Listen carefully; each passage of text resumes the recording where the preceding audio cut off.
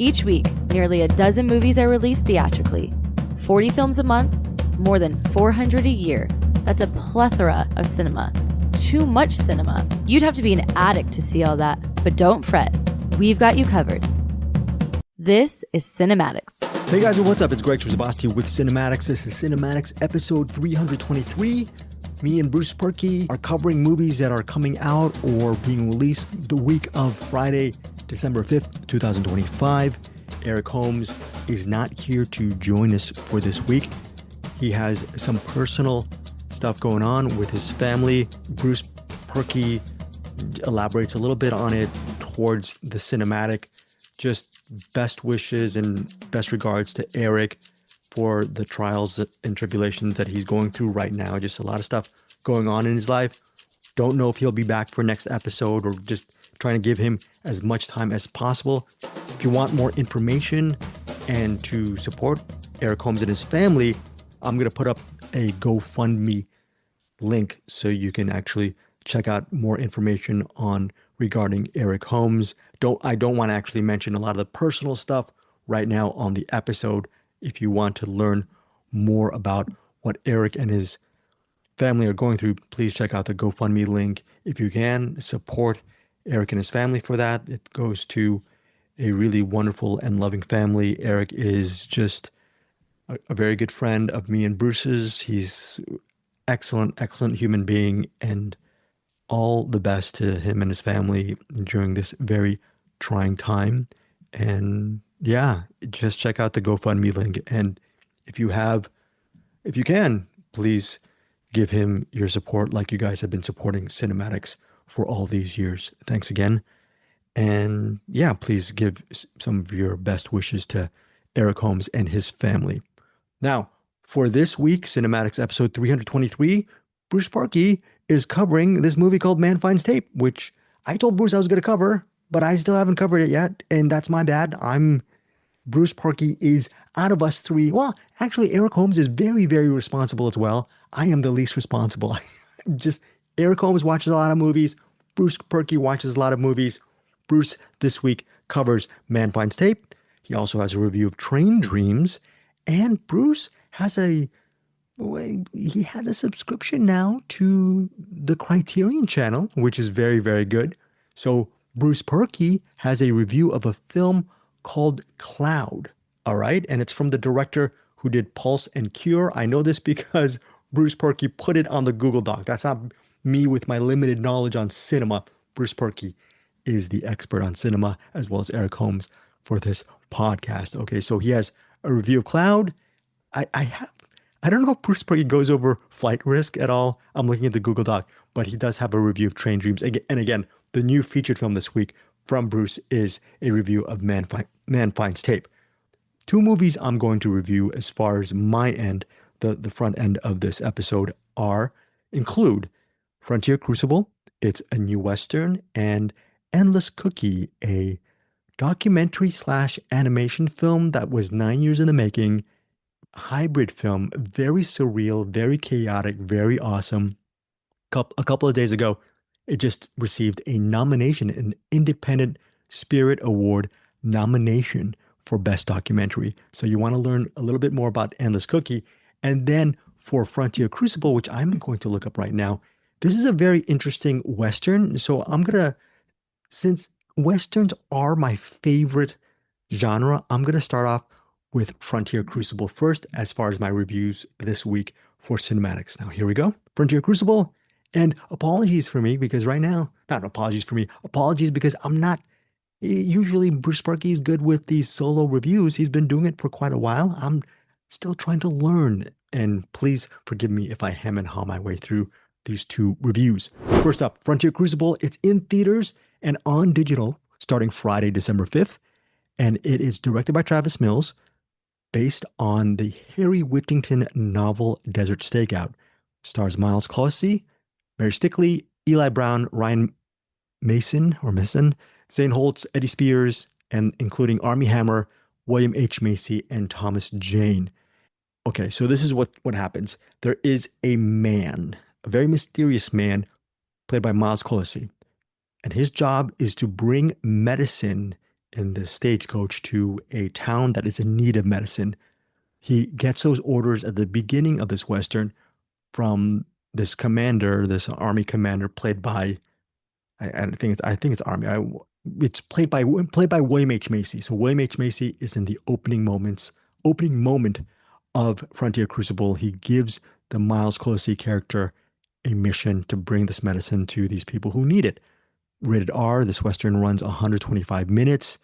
The distributors Well Go USA Entertainment.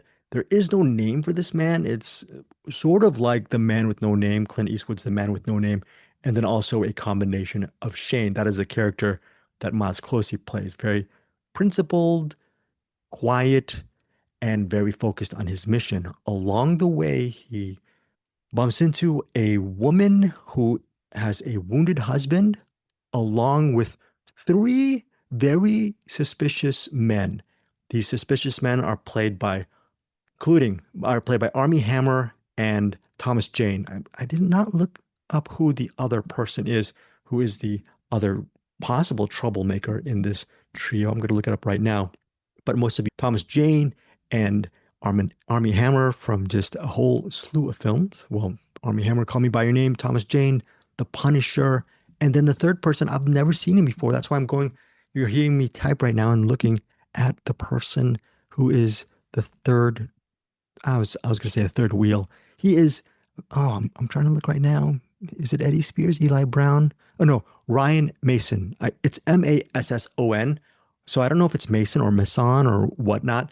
But so these three actors are the suspicious people. We can assume they're probably criminals who the main character, again played by Miles Closey, he picks up along the way, or he helps them. Okay.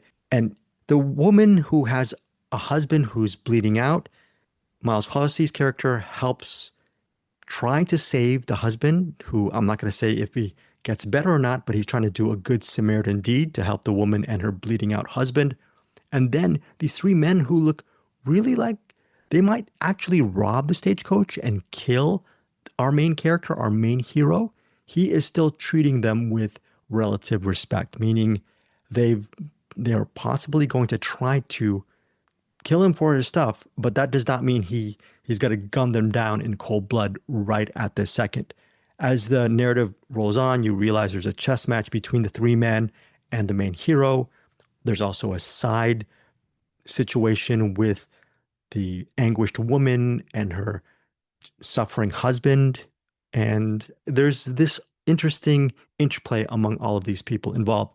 I interviewed the director Travis Mills and Miles Closey and Thomas Jane, and they were hammering home about how this movie is pretty much a play. It has a play-like spirit to it. Not play as in playing outside, but like an actual play. And that's true because it's not set in any kind of saloon or a ghost town or a Western town. It's set in the outdoors, and a lot of it is dialogue driven. All that said, filmmaker Travis Mills gives viewers a very beautiful look at the surroundings. It's just an immersive Western film. You get to see the open sky and the mountain ranges and the desert area. There's some very good terrain topography involved in Frontier Crucible. You feel like, it says here from the producer of Bone Tomahawk, you get a little bit of that Bone Tomahawk feel with Frontier Crucible. And it's the genre here, it says it's a Western thriller and drama. And that is interesting because there is thriller elements, including, will that guy who's bleeding out, will he be saved or will he die? There's also a confrontation with an Indian towards the middle of the movie. I'm not going to say what happens to that Indian, but there is a domino effect regarding that Indian's fate that befalls all of the main characters in Frontier Crucible. Ultimately, the movie centers on how can this main guy, again played by Miles Closey, get the medicine to the people who need it. How will he survive this ordeal with maybe the impending arrival of more Indians, and then also with his possible impending or inevitable confrontation with these three men who seemingly are out to do very, very bad. And let's see. So my bad. Miles Closey's character is Merrick. Merrick Beckford. It doesn't say that on IMDb, but that is his name in the movie. Merrick is the main character of Frontier Crucible. Again, I'm a huge fan of Westerns. I love the visuals of this movie. The acting was top notch. Miles Closey, I've never seen him before as the main guy, as the lead, as Merrick. He holds everything down very, very well. I think one of the big caveats or sticking points for people who are Western fans, they might like their Westerns 90 minutes, 85 to 90 minutes. You're not going to get that with Frontier Crucible. It's a meaty 125 minutes. And some of the dialogue, since it is play-like and it is essentially exposition laden, some people might not like that aesthetic. It might not be something for you, but it worked for me. There is some grueling, a little bit of a warning. There is some grueling, violent action in this movie, and it's not the action that you might think. But if you have seen Bone Tomahawk, there are some stomach-churning sequences that may make you turn your proverbial head or turn your eyes away from whatever screen you're watching for Frontier Crucible. Overall, I really enjoyed this Western. It's a very inspired take on the genre, and it's a singular experience watching this. And it'll be interesting. I haven't actually seen Travis Mills's previous work. When I interviewed him, he said a lot of his stuff was micro budget, and Frontier Crucible is a new chapter in his filmography. So I'm excited to see what other Westerns he has cooking up, because he could become a really, really great filmmaker of this genre. He's done a great job with Frontier Crucible. Pretty much no weaknesses with this movie. Even at 125 minutes, it was not a slog for me. I'm giving Frontier Crucible in theaters and on digital December 5th, 2025. I'm giving it 4.5 stars. Really, really loved this movie. Now let us get to my second and final film of this period, of this actual episode. It's called Endless Cookie. Endless Cookie. Unfortunately, I've been eating endless cookies in a horrible joke, dad joke, and I'm not even a dad, but I've been eating cookies really, really bad. I lost 50 pounds about a month and a half ago, but every single day I've been having chocolate chip cookies. Not a good look for me, and it's been very, very bad. But my chocolate chip fetish or obsession is not even what Endless Cookie is about. Let's take me out of this whole mix. Endless Cookie is a documentary animated film that hits New York and LA December 5th. It's directed by Seth and Pete Scriver. They're brothers, half brothers, and they're close siblings. Seth is an animator who lives in Toronto, and Pete Scriver lives in this area in Manitoba. Okay, let's see. His current residence is in an isolated northern Manitoba First Nation community, and I believe that community is called, and I apologize for mispronouncing this, is Shamatawa.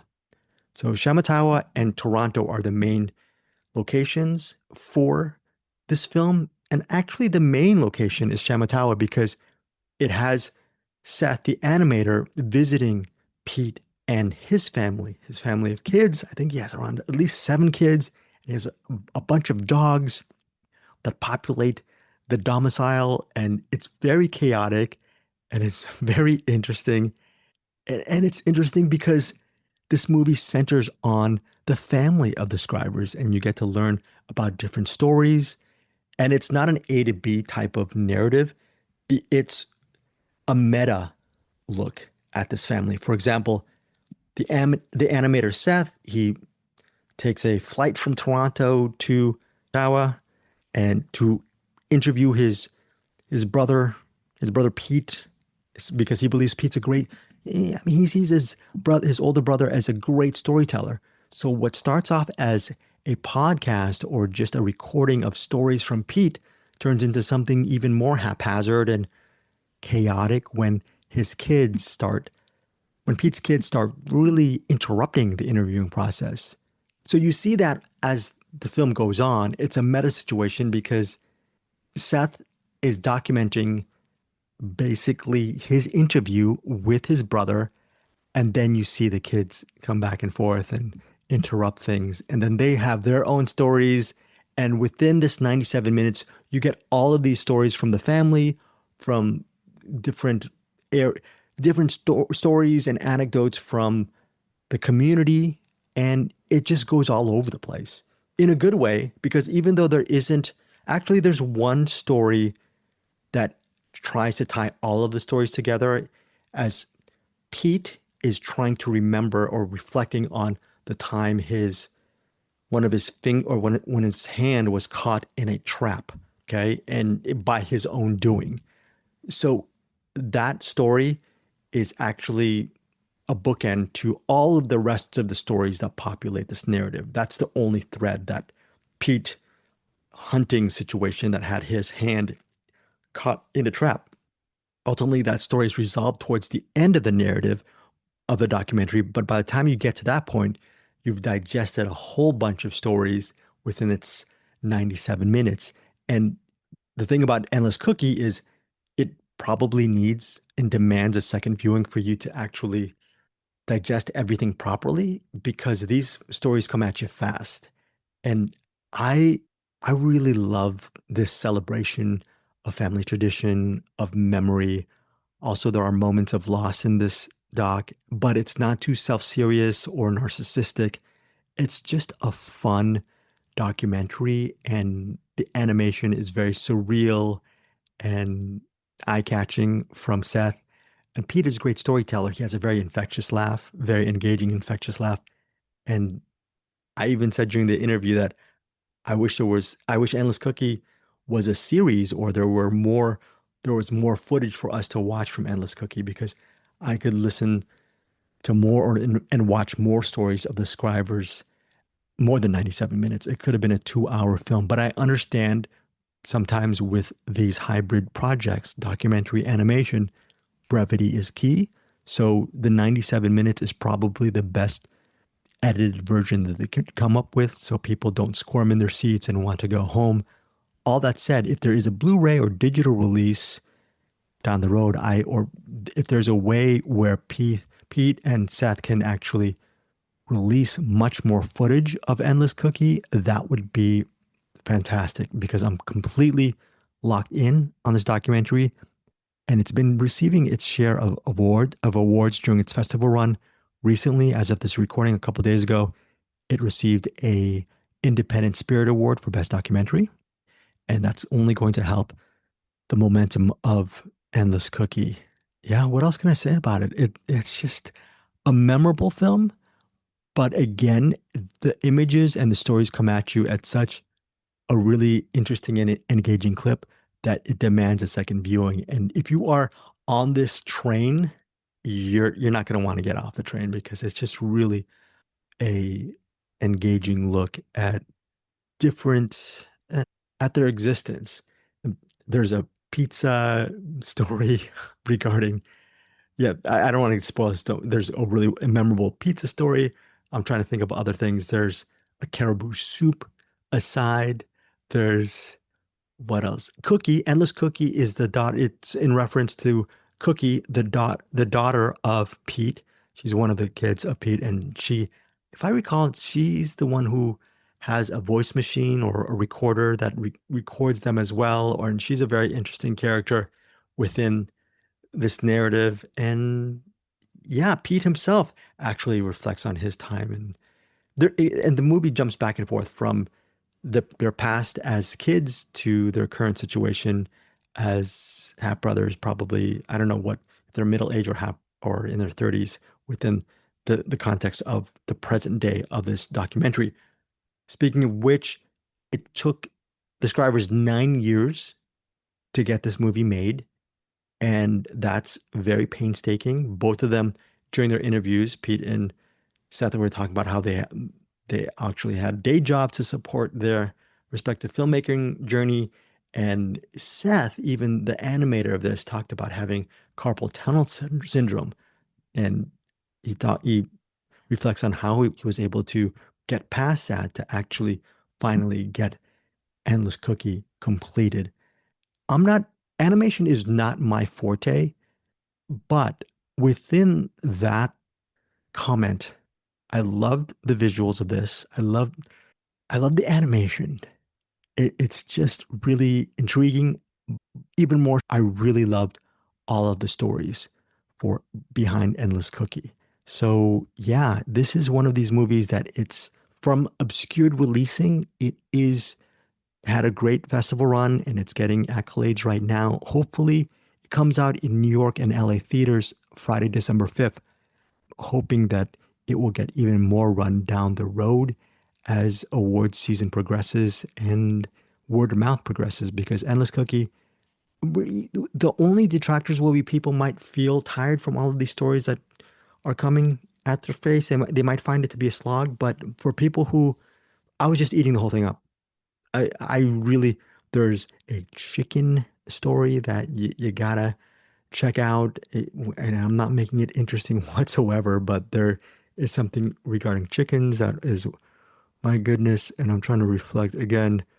Yeah, the actual trap story is good. And I feel upon a second viewing, I'm going to get even more from Endless Cookie. But my final rating on Endless Cookie is 4.5 out of 5 stars. Highly recommend this movie. Again, exclusively in New York and LA theaters starting Friday, December 5th. And that is it for my reviews this week on CinemAddicts. Again, let me see if I said this correctly.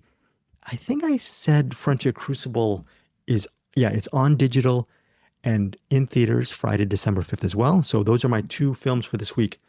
Both of them, one of them's on digital, Frontier Crucible, and it's also in theaters. And then again, Endless Cookie, New York and LA theaters starting Friday, December 5th. And I am really excited for some sort of national rollout for this really beautiful and fun, irreverent film.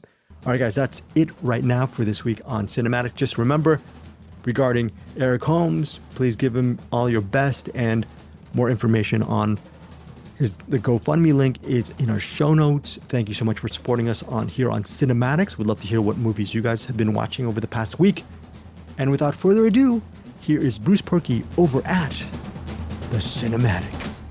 Welcome to The Cinematic. Hello, everybody. It's been a little bit of a rough week. So at the beginning, I'm just going to say that we probably don't have Eric on this show. I don't do the other half of the show. I know that Greg has been talking to Eric. I think Eric is taking at least a week, if maybe not a couple weeks off.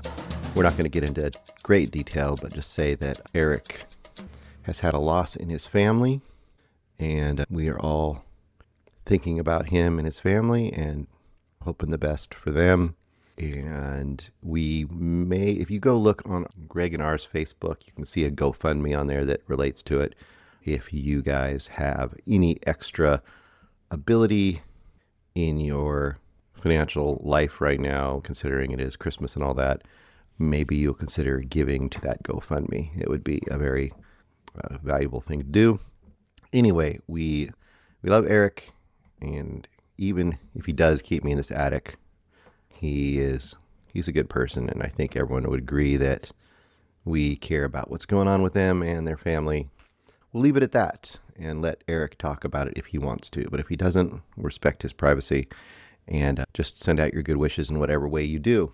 If you're religious, you can send it out that way. If you're not, you can just send it out just in your thoughts. And that is about all I'll say about that.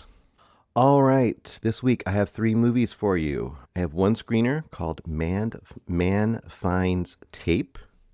I also have a movie called Cloud, which came out in 2024. It's currently on the Criterion Channel, which I just got. Thank you, Greg.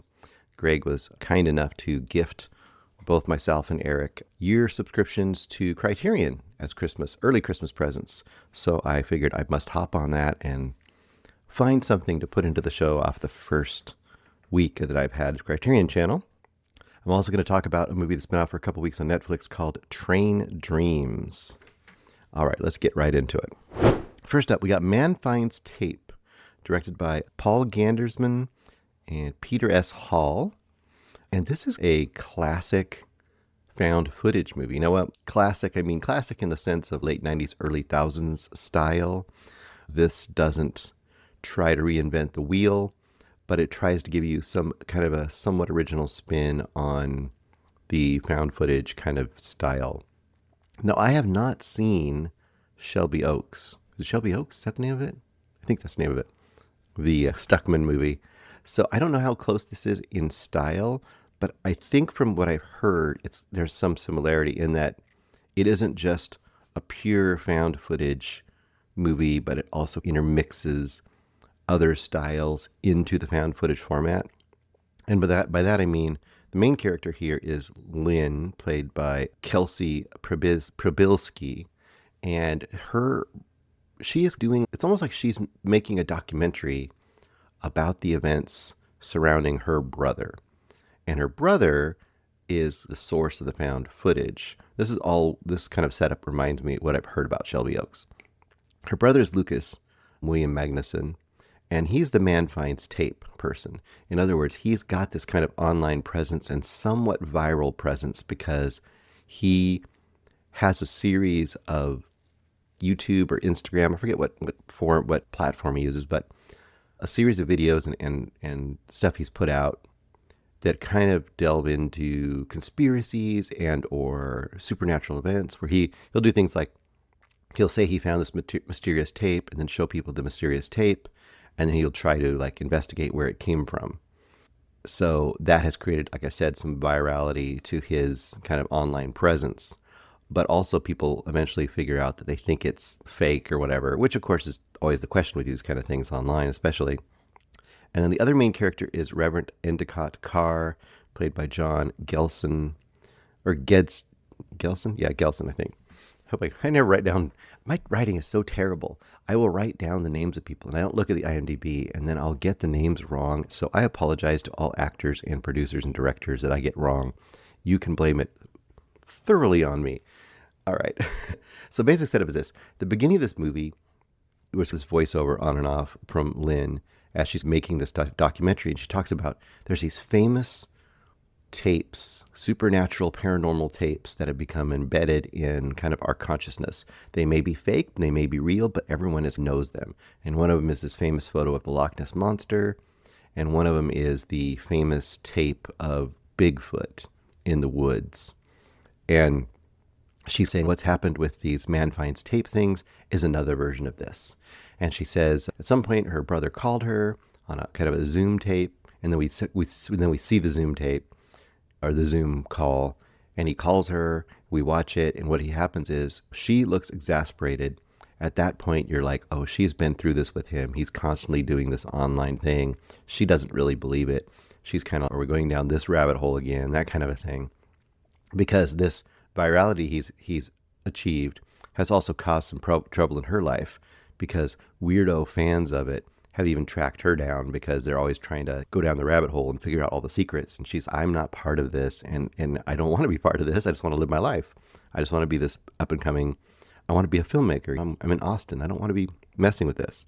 He, on the other hand, is in Larkin, Texas, by the way. Anyway, they have the Zoom tape, or the Zoom call, and he says, I need to show you this tape. I need to show you this tape. And she's, oh my gosh. Again, at this point, you get the feeling like, oh, she's been through this. Again, he's just watch it. Just watch it.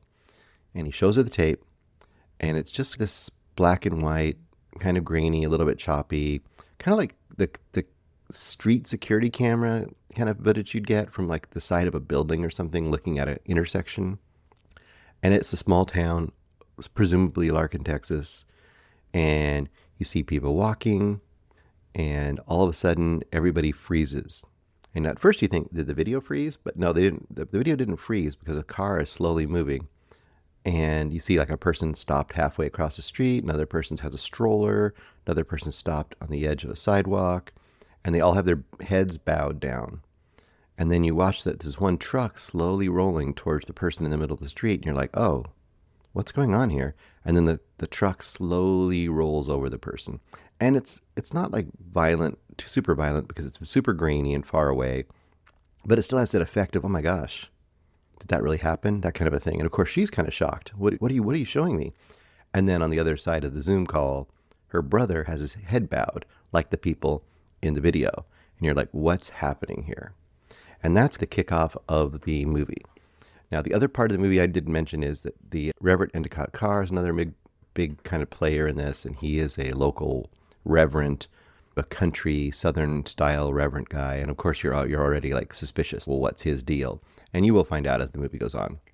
So basically, the whole movie from that point on, it's a bit of an ARG as well. If you know what ARGs are, they're like these online kind of digital conspiracy, hidden secret rabbit hole kind of things. So the rest of the movie is basically Lynn trying to essentially uncover what is going on, finding her, starting to go back and look at these. Man finds tapes, trying to talk to her brother, and then you see what's happening currently and what happened in the past to interweave, and you're slowly trying to figure out what's going on. Like, what was this tape you showed me? Why were people bowing their heads? And you start to discover, I don't want to go into the whole thing, but you start to discover what triggers people to freeze and what exactly that means in the world and what is happening.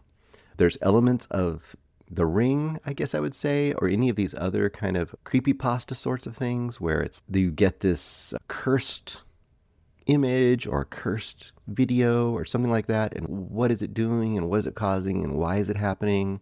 That kind of thing is happening.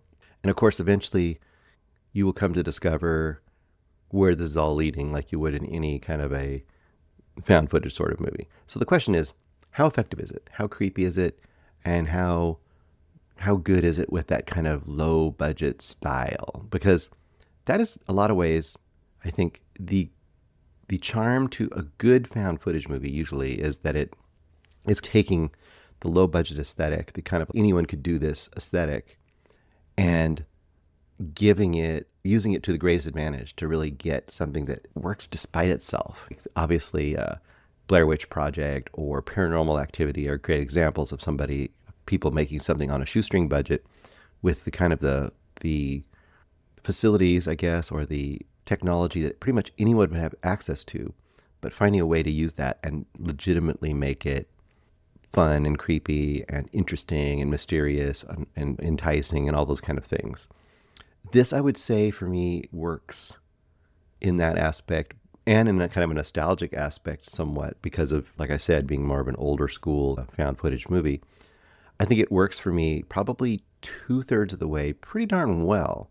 I mean, sure, there's a little bit of, and I'll use a term that Fish Jelly, the channel Fish Jelly uses a lot of times. They'll say crunchy acting, meaning that the acting is, it's not the best acting in the world, but that's the charm of these kind of movies because they're low budget. You're getting your friends to help you. You're maybe getting students that are making their first film working on it. So you're getting people that maybe aren't necessarily going to be the most professional, seasoned actors in the world, but they're enthusiastically part of the project. So I really had no problem with that. And of course, the effects are going to be in between. You're going to get some digital and some practical effects thrown in there, but they're going to be, for the budget you have, decent. So where it goes from there, let's see, how do I say this? So I was charmed overall by all of that. And the story was interesting enough that I was like, what's happening here? What is going on? And it was original. I hadn't seen this exact version of this story before. Now, that's all the pluses. I'm not as against found footage movies as I know that Eric is. I think Eric in general is not really a fan.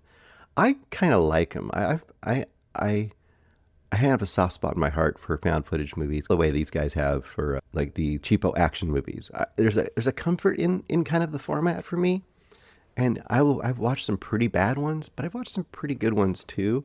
And even the medium ones, I find myself generally pretty entertained. They also generally tend to be really short. I think this movie's like 88 minutes or something. They don't generally tend to be like super long movies either, because the format doesn't really lend itself to that. So, like I said, about 2/3 of this, I was down. I was trying to figure it out. A little bit of crunchy acting, but no big deal. I was interested all the time, like, where is this going exactly? What's causing this, I guess I'll call it, triggering event that's freezing people, and why is that happening? And as it went along, you got a mysterious figure added into the mix, which I'm not really describing yet, because you get to discover that in the movie if you watch it. Mysterious figures uncovered. And let's say the final third, all of these things get answered. So I would say it also doesn't have some of the frustration that movies like Blair Witch Project have for some people, where Blair Witch Project sets up this great mystery and asks a whole bunch of questions, and at the very end just leaves you hanging. Some people loved that kind of open-ended nature to it. And even, I would say, Paranormal Activity does as well. Both of them do the same thing, where they get you with a final ending spot, ending moment, but they don't really answer any of the questions. This movie definitely answers a lot of the questions. It lets you know what's going on and why it's going on. It does leave stuff a little bit open, but it definitely tries to give you a payoff for the time you spent in the first 2/3. Now, my one kind of negative to it is that I think the final third, the answers we do get are a little bit goofy. I appreciate the goofiness in some degree too, because I'm writing in my notes here. I appreciate the goofiness a little bit too, because to me, once again, as a fan of 50s sci-fi, I don't want to say this is exactly sci-fi, but 50s sci-fi or weirdo creature movies, all these kind of things, I don't mind something if it goes a little goofy, if it does something a little bit different than I've seen before, and if it really seems to be genuinely having a good time doing what it's doing. And I think this movie falls into that category. I mean, I can't say it's the best I've ever seen and it just blew me away at the end or anything like that. This isn't like a Evil Dead kind of low budget movie where it's, wow, it went there, it's goofy, but it really blew my brain pan off. This movie gets a little goofy and a little bit, quote, dumb. But I would say if you are like me and you appreciate a little bit of a throwback found footage movie that is more original and interesting than it had to be, then I think you will have a good time with this movie. And I say overall, I'd probably go 3.5 on this movie. Solid, good time. I think for my purposes, I really enjoyed it, but I got to be really cautious with people. If you're not really into those kind of movies, or the things that I mentioned that might bother me a little bit would really bother you, then it probably, you could walk away and go, that was terrible. Why do you suggest that? So I want to be warning you that if it's not your style, it may not be for you. Also mention that I know there's a Benson and Moorhead have a hand in this. I think as some kind of executive producers or something. I didn't write down what they were doing in this, but they have a little bit of a hand in it. So that absolutely scans to me, because that is really their bread and butter. Is they've made their way with like really original ideas, really low budget, and doing the best they can, like way overshooting their technical abilities and I guess of facilities. They didn't have the stuff to actually do what they were trying to do, but they did it anyway. And I feel this movie is in that category. And it's not directed or written by Benson and Moorhead, but I can see why Benson and Moorhead might have had an interest in this when they came across the project. It feels to me like a really great film school thesis project that kind of shot above its usual place in the film world. It actually made it into screens for people. Anyway, I'm going to say 3.5 stars for Man Finds Tape. I had a pretty good time with that movie. Okay, next up, on Criterion from 2024, we have Cloud as a brand new addition to the channel. I don't know if they've dropped it as a physical media copy yet. Probably not. Directed by Kiyoshi Kurosawa. Now, the problem with Kiyoshi Kurosawa is his last name is Kurosawa, so everyone thinks, oh my gosh, this is Kurosawa. And of course it's not. Was it his son? I don't think so. He just has the last name Kurosawa. My understanding is if you live in Japan, Kurosawa is not that unusual a name, I believe. So Kiyoshi, he directed a couple big J horror movies from the late 90s, mid-late 90s. And that one of them I love, which I mentioned here before, is Cure. And then he also did Pulse, which had an American remake. Pulse is also a really great movie. And he's done a bunch of other stuff since then. A lot of it I have not seen. Although in 2024, he made an extended short, like 45-minute short, which I don't think I ever reviewed on here, but it's really solid, called Chime. And all those movies have a very similar style. And you'll notice if you watch his movies, more than one, you'll kind of get a feel for what he does. And he has a very stark, very cold, very detached sort of approach to the material. It's almost Kubrickian, but not as formalistic. Kubrick is very like formal in his precise way that he shoots things and everything. And I think Kurosawa isn't quite that. But there's also that kind of a distancing that he has to his characters, not super emotionally attached to them. Also, you get a little of that with Fincher and stuff too. I'm putting big names. I wouldn't say Kurosawa is quite to those levels, but Kurosawa is definitely doing something interesting. He definitely has a style that you will get to notice the more of his stuff you've seen. So in 2024, he had done Chime. It started making it on lists, this extended short. And it was interesting because he's been out of the genre highlights for a long time. And later in his filmmaking life, to see him popping back in. So in the same year, he made a couple movies. I didn't see the other one. I didn't write down the name of it, but he also made Cloud.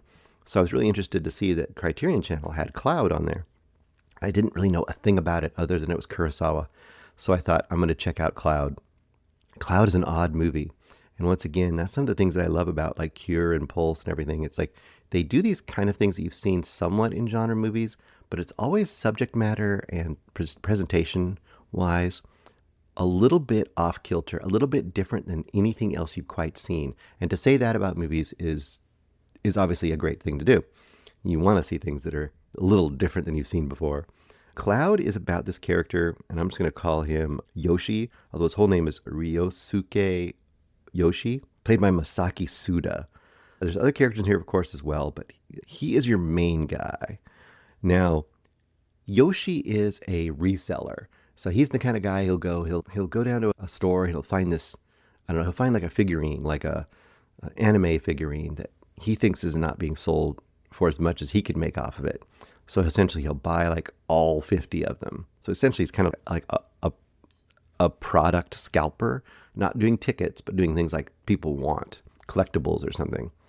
Buy all these figurines of this anime figure, and then he'll sell them for double the amount and make a bunch of money. So you see his process in the beginning. He's doing, I forget, it's some kind of a electronic piece of machinery that he buys, like a console of some sort. I don't know what the item was, but he buys it. You see him take it home to his little apartment, takes photos of it, really good photos, places it online. You see there's 20 of them. He has all the boxes stacked up, and you just watch his online auction, like an eBay type of auction. You see it just slowly tick off, and they all sell really fast. And you get the idea very quickly, this is how this dude makes money. You figure he's kind of an online dude, he's an isolated dude. And then I was kind of surprised, very quickly we find out he has a girlfriend. And she seems to be with him, and but he's also very detached. He doesn't seem to have a real warm, friendly kind of personality. He's like an insular kind of person you would think is just a basement dude. But somehow he's got her, and she's very, maybe because he is making money off of this, it seems like very quickly you find out he's doing pretty well. And he's maybe promising her a possibility of a future or something, and she's buying into that. And then you find out very quickly he also works a day job. Yeah, I thought this is all he does. This guy's just an online dude, right? But he has a day job, and he works at a factory. And once again, working at a factory kind of seems like something that would fit for him. You don't have to really be a friendly person. You don't have to really be very gregarious. You just have to go to your spot in the factory and do that job really well. Apparently he does that job really well because his boss is like trying to make him a manager. And he's just, no, I don't want to be a manager. And the boss is like, no, you really need to be a manager. His boss wants him to be a manager so bad, it's unusual. And he just doesn't want to do it. So this whole time you're like, well, this is an odd, it's not like Taxi Driver per se, but this is this odd, very interesting, almost semi-loner character who's not a loner. And it's almost this character study of this guy, this reseller, who's not a very likable guy. He's obviously kind of ripping people off. He has a couple reseller friends, and they're always trying to come up with a new angle, a new scam. And he never wants to work with the friends he has either. This one friend specifically who wants to start its own business. He wants to become like, he wants to really start a website to do this. Instead of just being the reseller, he wants to start the site that the resellers use, go to the next level. And he needs someone to invest and help him with it. And Yoshi's just like, no, not interested. And you get the idea that he's just not a very likable dude, right? Like I said before, I'm thinking to myself this whole time, what is this kind of the slice of life? Like I said, almost a Taxi Driver kind of character, like a misanthrope that somehow does have people he knows in the world. He's not totally isolated. And then the movie changes. Once again, I'm not going to go through all the beats. Let's just say the movie changes, and he decides to take his next step in his life. He's going to buy this big, beautiful house in the country, and really step up his reselling game, make it his career, really make a go of it. He's going to be a big dude in the reseller game. And he convinces the girlfriend to come with him, and she's, oh my gosh, I'm going to have a life. I'm going to be rich. I'm going to live in a beautiful house. I've never had this. This is like a whole new thing. That's amazing. And off they go. And that's where the whole story turns. And it becomes a totally different kind of story. And I almost don't want to tell you what the second half of the story is, because it's very, okay, let's put it this way. You could definitely say a lot of people are not going to be enjoying this movie because they're going to go, man, the first half of this movie, this is like almost a 2-hour movie. And the first half of this movie is just dude living his life. And it's not a very interesting life. And he's not a very likable character. Why am I watching this movie? But the whole reason for that first half of the movie is to see the second half of the movie. And the second half of the movie is where all of these chickens come home to roost. And it's watching how all of this sort of lifestyle that he's built up as this kind of a hateable reseller dude, all of the enemies he's made in the online world start to have very real world ramifications in a way that I absolutely did not see coming. And that's why I don't really want to tell you what happens in the second half. Let's just say it becomes a totally different kind of movie, a totally different kind of genre. And a lot of people are going to probably think it's very unsuccessful and very schizophrenic. This is like a two types of movies jammed into one. But I thought the first half of the movie absolutely justified what ends up being the second half of the movie. And the finale of this movie, where it actually leads to the very, very end, I thought was really cool and interesting. And a very odd version of what is happening to the modern the modern online person, and how you can't live in this isolated imaginary world and not actually have real world get affected by it, and what those effects might be to you and to them. It's an interesting movie. And there's an extended type of scene in the end of this movie, which I have not seen a version of quite before. I don't want to say it again because it's like a thing that would happen in a genre movie, almost a stereotypical thing that would happen in a genre movie, but it's extended for, 35, 40 minutes in this movie in a really unusual way. I really like this movie. I think it's really interesting and really cool. Like I said, not for everybody. This is not one I could suggest to the entire world. If you're into that kind of very slow burn, odd, very quiet, little bit genre bending movie about a very unlikable character. If all those things work for you, then I would say, and you've seen some other stuff by Sawa, then I would say, really give this a try. I'm going to go 4 stars. I do think that the length of that first half is a little bit of a problem for the movie. And I think if it could have got to the point that it ends up getting to a little faster in a little more condensed way, it probably would have been a little higher on this movie.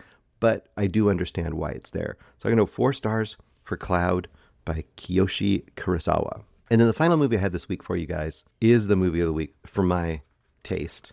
And that is Train Dreams, directed by Clint Bentley. Now, Clint Bentley was involved in a couple of movies, really pretty darn good movies. One was Jockey, which we reviewed, I want to say about 3 years ago or something like that.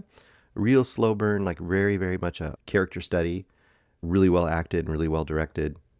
And then he was involved in Sing Sing, which is a beautiful movie from last year, which I think it might have got a few Oscar noms, if I remember correctly. I know it was on a lot of year-end lists with Sing Sing. And this movie, I did not know much of anything about it. And it popped up on Netflix a couple weeks ago. And I guess it had a really short theater run like they will do to get some Academy Award consideration kind of a thing. But Train Dreams popped up on Netflix, and I heard almost immediately, I started hearing buzz with movie friends. And I thought, okay, well, what is Train Dreams? And I ended up not even watching a preview for it. I was just like, well, it's on Netflix. I'm hearing some buzz from people that I trust. I'm going to just give it a try. I'm going to hop into it and give it a try and see what it's all about. Apparently it's based on a very beloved novella. I didn't write down the author's name. I do not know about that novella. So for me, this was just a project that's new that I've never heard of. So the basic people in Train Dreams are playing Robert Grenier, Joel Edgerton. I always say his name. Is it Edgerton or Edgerton? I never know. But you heard that person before. I didn't write all the character names. I'm sorry. I'm going to have to say the actors' names. We got Joel Edgerton, You got Felicity Jones, William H. Macy, Nathaniel Arcand, and a bunch of other people. The knock I've heard about this movie since I've watched it was that this is like Terrence Malick light. I think this is actually from Greg. Isn't it just Terrence Malick light? And I say to myself, yeah, I could see that, I guess. I guess you could say, oh, it's Terrence Malick, but not Terrence Malick. This is like pretentious. This is Oscar baity, all those kind of things. But I would say pretentious, all that stuff. I would say, sure, it's all those things, but it does all those things really, really well. So don't knock it for being those things if it does those things great. The basic idea is you're essentially following the life of this Robert character. Although it really focuses on a certain section of his life. He's in Idaho mostly in the early part of the 20th century. So it's like the 19 teens or something like that. And the thing is, you think of the 19 teens or whatever, you think of right before the Roaring 20s, and you think about big cities are starting to get going, all this stuff. But if you're out in the middle of the Northwest somewhere, like in the middle of Idaho or the middle of Oregon in those times, it might look like the 1800s. It might look like pioneer days, because a lot of those people are living off the grid. There is no grid. The trains are still getting put across the United States in certain areas. So it's pretty still old-timey.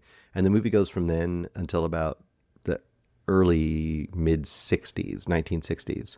But I would say the majority, the biggest chunk is probably in his this man's 20s, not 20s, but probably his 30s. So you're probably looking at still early part of the century and out in the wilderness. And you're following, and there's voiceover by him telling you what's going on in his life. But then there's a lot of it just him watching and experiencing his life. And you find out very early in his life when he's really young, both of his parents died. He doesn't even know really how he was so young. And he ended up just growing up without parents or anything, fending for himself. A very quiet man. But he's a very gentle person, you find out as it goes. He could be very angry at the world, but he's not. He's just quiet and a loner. And very early on in his life, he meets the Felicity Jones character, and what was her name? It was like an old-timey name too. My gosh, I should have written it down. I'm terrible. I want to say like Helga or Ingrid or Gertrude or something like that. One of those kind of names. But he meets her, and she's genuinely friendly to him, and he's obviously smitten and doesn't know what to think. And so the first time he goes to church because he wants to see her, she's at church. He's just kind of a guy just living in the area, and he does logging and stuff. And he basically comes and meets up with her a few times, and they fall in love. And there's this wonderful scene where they're out like in this kind of a forested clearing in the forest next to this little river, this little creek. And he's laying out rocks into a square where they want to put their cabin, when they make their cabin. And they do. They make their cabin, and they start their life together, and they have a child. And a good chunk of this movie, it's called Train Dreams. Why is it called Train Dreams, Bruce? Well, what he does for a job is a couple of things. For a while, he'll go off, and during a certain part of the season, to make money, he'll go out and work on the railroad, help build the railroad. And some things happen while he's on the railroad, good and bad. And then other times he'll go away for a certain time in the year, and he'll go work in logging. And once again, the way it is, it's almost like the best comparison I could give to modern world would be things like the Alaska fishermen. You see these guys, if you ever watch Deadliest Catch or something, these guys go out for months at a time on these fishing boats to make their money for the year, and they come back to their quote unquote normal lives. And it's this kind of unusual existence where you're away from your friends and family, you're living this kind of almost adventurous but also monotonous, almost like being in the military or something. You're away for months at a time, live this very dangerous life, isolated life, even though you're with a bunch of other people. They're all people that are also doing the same thing as you are. And then you come back to this quote unquote real world, this family world, where you've got all the trappings of quote normal life, and you do this back and forth. And a big chunk of the movie is showing those two existences. His existence with his wife and his young baby, and kind of how beautiful that is and how much that means to him with both the scenes that we see and the voiceover. And just he's a super gentle kind of person and a thoughtful person, but also a simple dude. And then the other side of that is you see this often dangerous and unruly life of where he makes his money first on the railroads, and then, like I said, in logging. And it's just every one of these sequences is just, there's a poetry to it. There's a beauty to it. There is a deep kind of resonance and sadness to some of it as well. I don't want to make it seem like this is a super fun, happy-go-lucky movie, but there's just something that captures here. And once again, like Malick, Tree of Life or something. Tree of Life is big and dreamy and vast, like the whole expanse of time.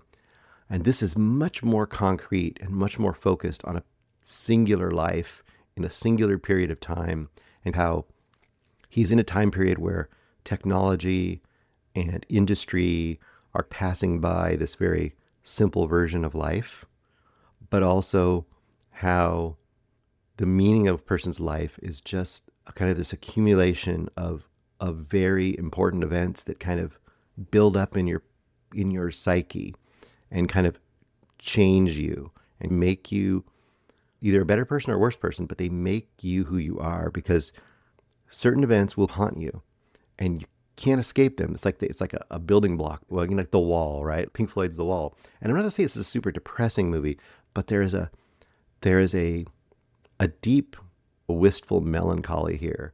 And there's a beauty here as well. This is a really profound movie. I think if you're in the right mood for this movie, if you can sit with this movie, it'll probably make you cry.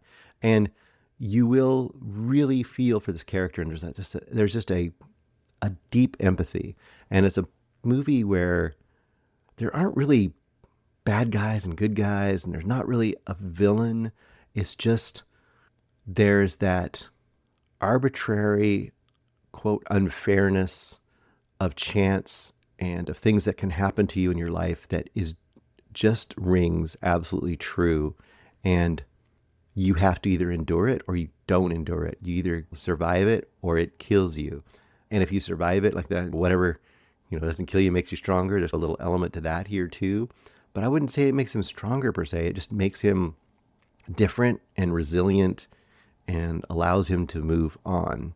But there's definitely a haunted sadness here as well. It's a absolutely beautiful movie.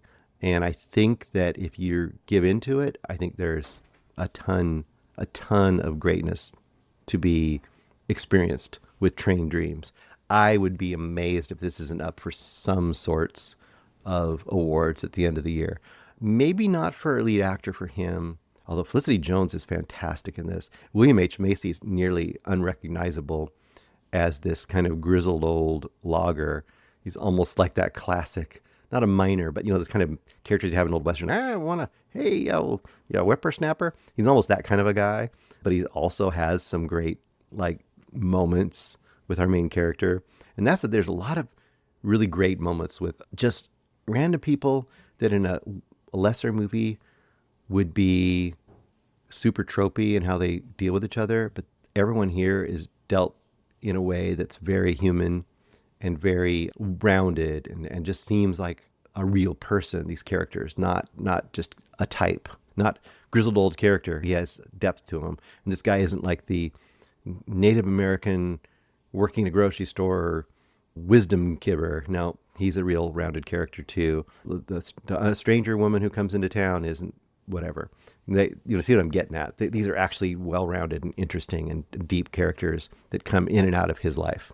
As you might guess, I love this movie. I'm going easy 5 stars for Train Dreams. This is not for everyone, mostly only because it's a very deliberately paced, certain tone of movie that you have to be in the mood for. But if you're in the mood for that Tree of Life, I'm going to bring that up because it's going to obviously get compared to that a lot. If you're into that tone, that style of movie, then this is a great, different kind of version of that. And in some ways, a more focused, and I love Tree of Life, but this is a much more, like I said, much more focused and much more, grounded version of that. So depending on your taste, this could be better than Tree of Life, and depending on your taste, it could be worse than Tree of Life, but I think both are really, really great. And that's all I've got for this week. But I've got 3 pretty interesting and different movies for you to check out. I hope you enjoy those. And once again, anyone who got this far, please keep in your thoughts Eric and his family. And if you really have the time, go check out the GoFundMe. And I'm so sorry I don't have the details in front of me, but if you reach out or in the orbit of myself or Greg or Eric, we can get you that information, or if it hasn't already popped across your screen. Talk to y'all next week. Hopefully we'll have better news for you and some more cool movies.